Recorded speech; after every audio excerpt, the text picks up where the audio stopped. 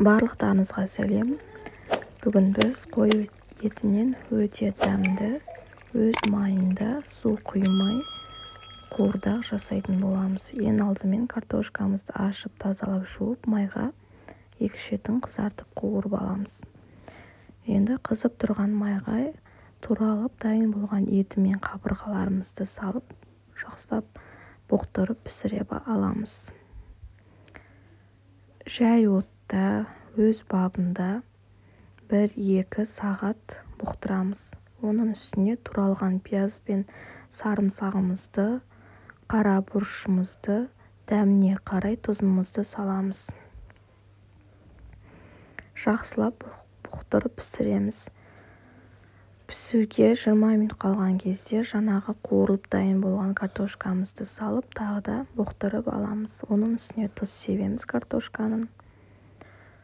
Міне көріп тұрғандарыңыздай, біздің қуырдағымыз дайын болған, өте дәмді болып шығады. Жасап көріңіздер. Егер менің каналыма тіркелмеген болсаңыз, тіркеліп, лайк басып, комментарий жазып, менің каналымның дамуына өз үлестеріңізді қоса кетіңіздер. Келесі видеода жолыққанша сау болыңыздар.